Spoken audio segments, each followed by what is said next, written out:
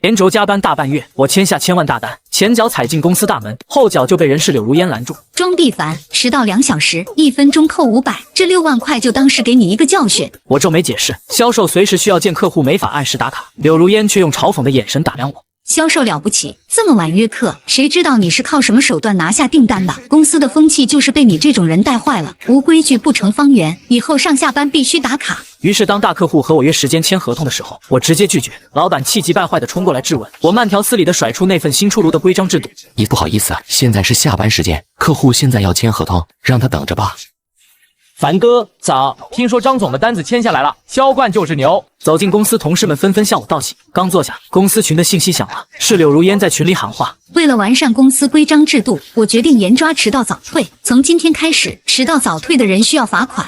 柳如烟还发出了迟到的名单，名单上我一个人的名字显得格外显眼。庄必凡，你迟到早退最严重，今天足足迟到了2个小时，1分钟扣500块，2小时就是6万块，就当是给你一个教训，下次不要再迟到了。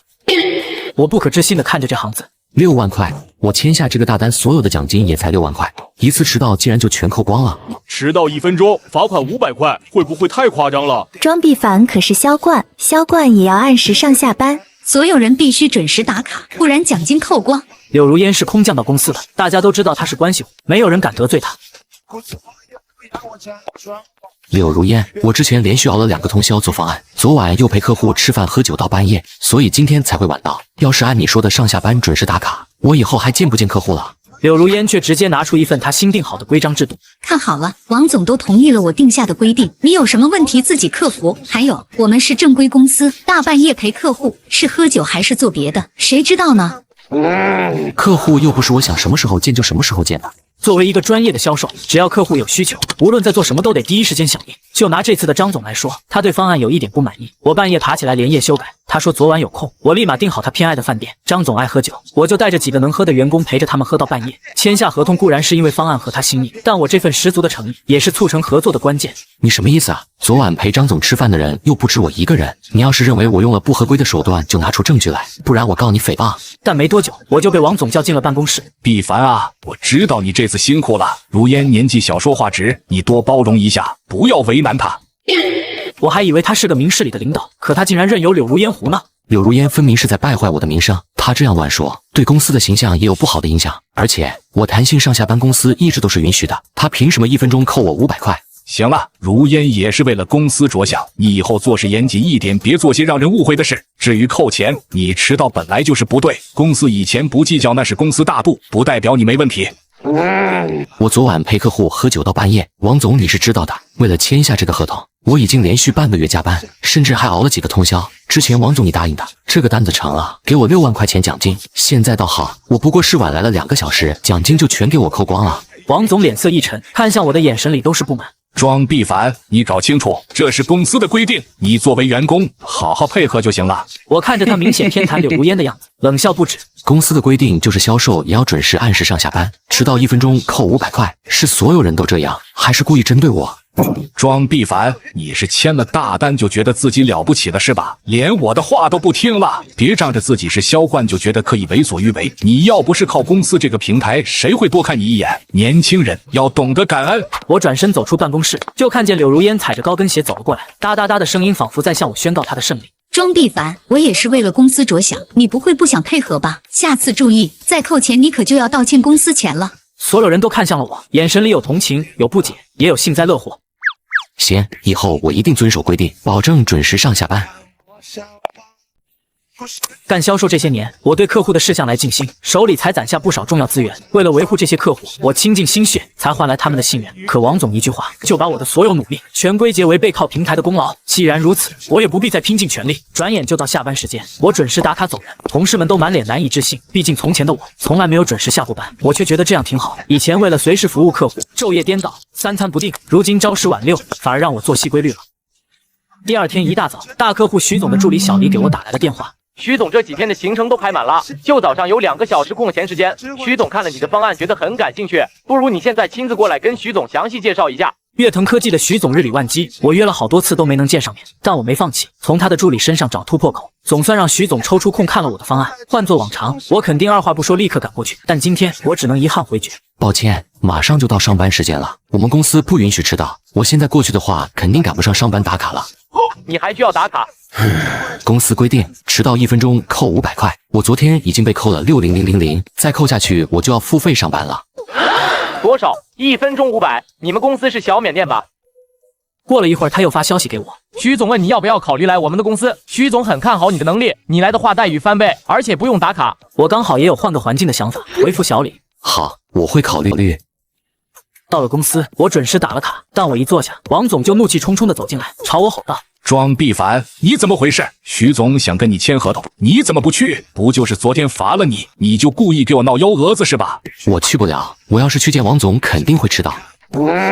迟到就迟到，怎么能耽误签合同？你连轻重缓急都分不清。你现在立即去见徐总，就算是跪下来也要求徐总再给你一次机会。我直接将柳如烟的制定的新规则亮出来。我是在按规章制度办事，你昨天才说让我一定要遵守规定，绝对不能迟到早退，我当然要遵守规则。王总表情僵住，咬牙切齿地说道：“行，你早上去不了，那晚上总行吧。你再跟徐总助理约个时间，就今天晚上一定要把合同签下来。”还是不行，王总你忘了，6点过后我就下班了。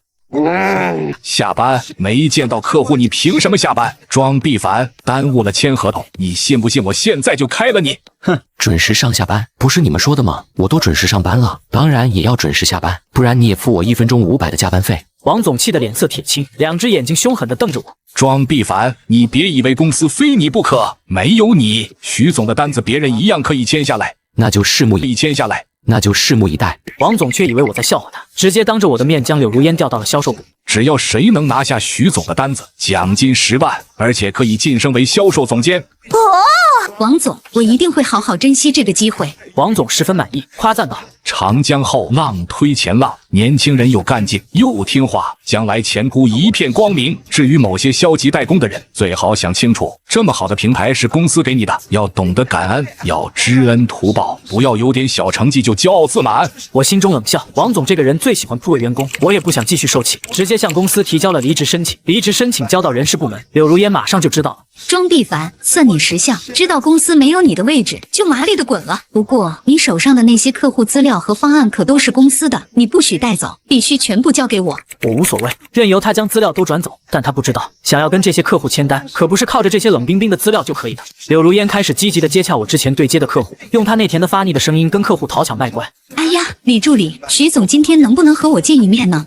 没时间啊，那明天呢？不行的话后天也行。季总，我这里有个非常好的方案，您要不要看一看？什么？庄必凡他工作做得不好，已经被开了。您看看我的方案，我可是我们公司未来的销售总监。柳如烟打了无数个电话，却连一个愿意见他的客户都没有。见到正在收拾东西的我，他气急败坏地骂道：“庄必凡，是不是你做了什么手脚？一定是你见不得我好，所以故意让客户不见我。”你有没有脑子？客户是我什么人？为什么要听我的？我劝你还是想想他们为什么要见你吧。未来的销售总监。他不甘心的又给徐总那边打电话，电话里却传来了小李不耐烦的声音：“这个方案我们徐总只跟庄必凡谈，你别打电话过来了，什么都不懂，跟你说也是浪费时间。”柳如烟红着眼睛进了王总的办公室，但在客户面前，王总也没有办法，尤其是原本几个有意向的合作都没有继续推进之后，他也着急了起来，召开了紧急会议，却故意支开了我。庄必凡，你没事就去给大家买咖啡吧。我没说什么，等我买完咖啡回来，就听到办公室里传来了王总的怒骂声。怎么回事？你们都是干什么的？这么多人连一个庄必凡也比不上，一个单子都没有，公司养着你们这些废物有什么用？我透过玻璃看到大家都低着头，脸色十分难看。王总也意识到自己说的太过，缓和了语气。想必你们知道，很多客户我最近都没让庄必凡去跟了，这是特意给你们机会。缓和了语气。想必你们知道，很多客户我最近都没让庄必凡去跟了，这是特意给你们机会，但你们自己也要争气啊，努力。要是谁能把庄必凡的客户撬过来，谁就能坐上销售总监的位置。我看着王总给销售部的同事们画大饼，嘴角泛起冷笑。他打压我，的确是想给别人机会，但这机会恐怕只会留给柳如烟。果然不出我所料，幻影科技的订单就被王总给了柳如烟。幻影科技是我们最大的老客户，和我们公司的合作已经很稳定，只要不出大的差错，谁去交接都可以。这也是王总不怕我摆烂的原因。转眼就到了和幻影科技公司签约的日子，柳如烟还特意到我面前显摆。庄必凡，看到没？没有你，我们一样不缺客户，以后销售部就是我的天下，我一定会成为公司新的销冠。都不用细想，就知道他用的是我之前的方案，估计除了改名字，其余都没有改动，所以他多半也没注意这个方案的日期已经是1周前了。1周前幻影科技的要求还和以前一样，但之后他们做了业务调整，所以对于我们的合作要求也跟着有了变化。这件事公司通知了整个销售部，柳如烟要么是没放在心上，要么就是压根没注意。我看着柳如烟以销售总监的身份，热情地迎接他们进了会议室。幻影客户公司的白总还很意外地看向我，销售总监竟然不是庄必凡。当然不是他，他又没什么能力，整天就知道摸鱼。现在销售部由我负责，我马上就是我们公司的销售总监了。我看了一眼时间，6点整，刚好下班。我收拾好东西，正要离开，就见会议室的门打开，王总从里面冲了出来。庄必凡，你怎么回事？方案怎么没有按照客户的要求改好？这不是他的方案吗？让他改啊！你现在立马给我把方案改好！我指了指时间，王总脸色一变，忍着怒火说道：“行，我附加班费，1分钟给你500块，总行了吧？”哼。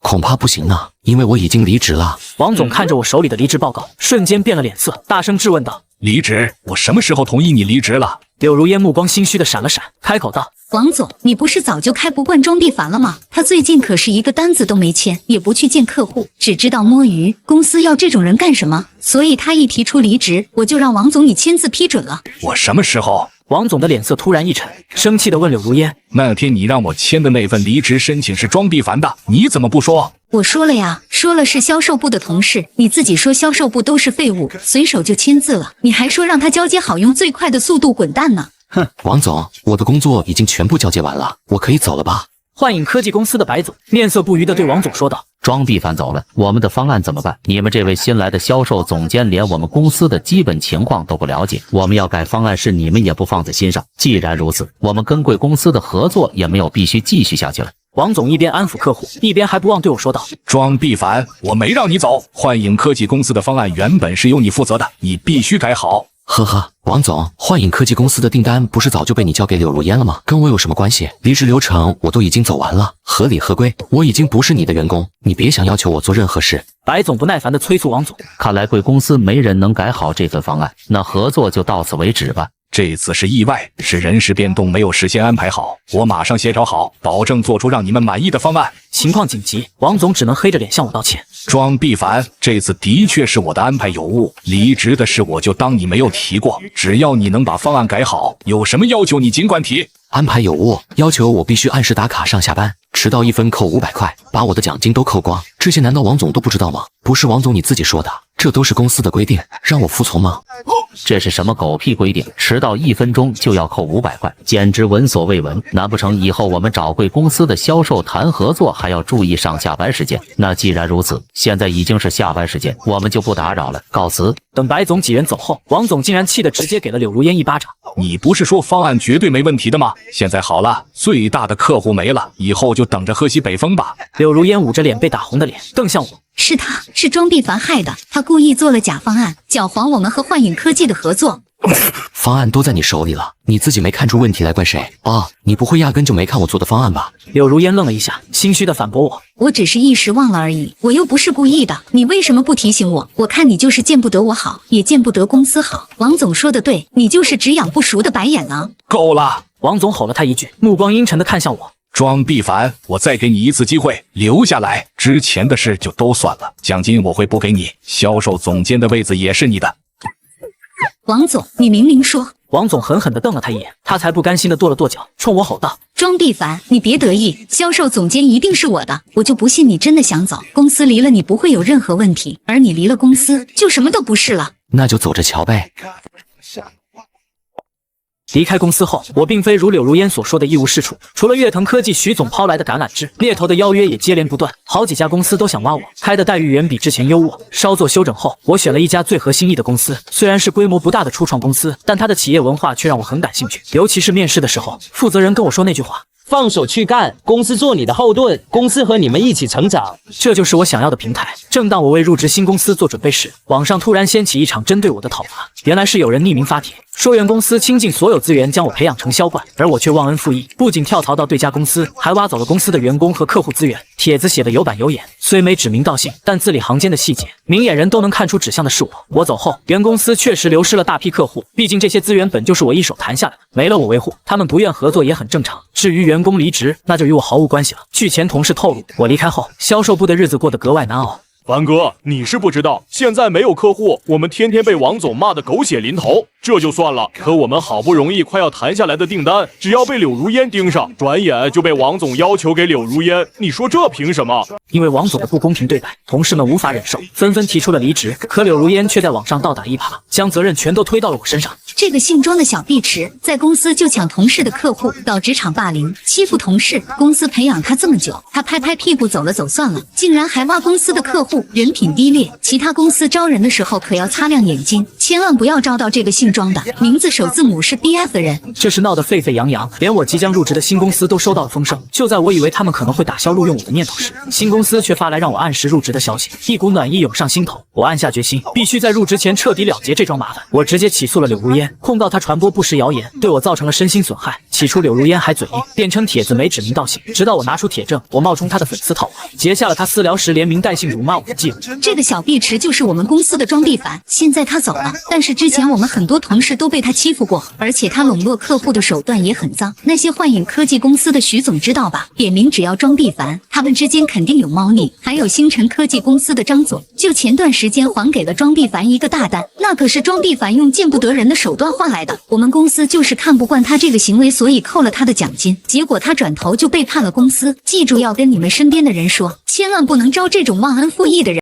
在他的引导下，网友也扒出了我即将入职的新公司，他们甚至跑去新公司投诉，让他们不能招我，不然就要抵制他们。我有些愧疚，也担心新公司会对我有所顾虑，可新公司官方号却站出来维护我，还为我澄清。清者自清。据我们调查，庄碧凡是一位非常优秀称职的员工，我们非常欢迎他加入我们公司。我起诉柳如烟的消息传出来之后，事情也开始渐渐反转，以前一些合作过的客户也陆陆续续出来帮我作证。庄碧凡是一个可以为了工作拼命的人，他负责认真，能力出众，我们不跟这样的人合作，跟谁合作？造谣我们公司老总和庄碧凡的相关证据，我们已经在收集了，到时候一定会起诉。造谣的人就等着瞧吧。同事们更是纷纷站出来为我说话。凡哥才没有欺负同事，我们好多新来的同事都受过他的帮助，他是一位非常优秀的前辈。说他挤压同事的生存空间，这更是无稽之谈。销冠可不是靠抢订单就能抢来的，那些会说可以的自己去抢一个试试看。也有人受害者站出来指证柳如烟，柳如烟才是那个欺负别人的人，在公司就跟个大爷一样，什么都让我们做，还指使我们给他买饭买咖啡，但从来不给钱。要不是因为他是老板带来的关系户，谁会这么惯着他？我也将之前柳如烟抓我迟到的事放到了网上，当时我就觉得不合规，所以从一开始我就录音了。听到录音，网友瞬间炸锅了，迟到1分钟500块，比缅北还黑啊！他们是哪家公司？确定是正规公司？又是巨额罚款，又是关系户，还搞职场霸凌，监管部门得好好查查这个公司才行啊！柳如烟的造谣风波把原公司推上了风口浪尖，王总站出来解释，言语间却全是对柳如烟的偏袒。这下万能的网友坐不住，顺着蛛丝马迹深扒，竟扒出个炸裂真相：柳如烟根本不是王总什么亲戚，而是他的情人。别说吃瓜网友，我和前同事们都惊掉了下巴。王总年纪大，长得丑，还是个地中海，柳如烟未免也太不挑了。更让我们没想到的是，在老家的王总太太也知道了这件事。前同事现场转播，王总太太从老家直接杀到公司，王总在一边吓得瑟瑟发抖，根本不敢帮柳如烟说话。从王总太太的怒骂里，大家才知道柳如烟确实是老家远房亲戚。王总当初说小姑娘不容易，要顺手提携，谁成想柳如烟做出这么大的牺牲，肯定是要求回报的。可王总的钱全被太太攥着，他拿不出钱，只能从别处想办法，比如找借口克扣员工奖金，比如空口许诺给柳如烟升职。经这么一闹，前同事们纷纷核对工资条，这才发现个个都有问题。再往下查，更是牵扯出公司财务，原来财务早就被王总收买，帮他做了假账。最后，王总和财务被立案调查，柳如烟不仅被公司开除，背上了官司，还被王总太太告上法庭，要求返还挪用的夫妻共同财产。钱虽不多，王总太太却分文必争。柳如烟长得漂亮，却不聪明，偏偏她自己也好逸恶劳，不走正道，所以注定不会有什么好结果。而我如今在新公司干得风生水起，新公司的老板更看重员工的能力，所以当我在半年内就干到销冠时，别说迟到，就算我上班睡觉，老板也只会把我叫醒。怎么在这里睡觉？办公桌是睡觉的地方吗？还不快去我办公室睡？办公室的沙发软，还有被子，你可是我的财神，千万别着凉了。我迷迷糊糊的将一份文件拿出来扔给老板，这是 A 科技公司的合同，别忘了签字。熬了3个通宵，我现在要睡觉，3个小时内不要吵我，不然我分分钟离职。老板立即如临大敌，亲自替我拉开办公室的门，然后小心翼翼地关上门，回头对其他人下达了指令：所有人保持绝对的安静，然后带上你们的东西，直接下班。同事们无声欢呼，纷纷闪人。我睡了一觉起来，才发现公司已经空了，桌上有老板给我提前点好的饭菜，还有签好的合同，而手机也响了起来，又有客户找我。哎，这就是销冠的苦恼啊。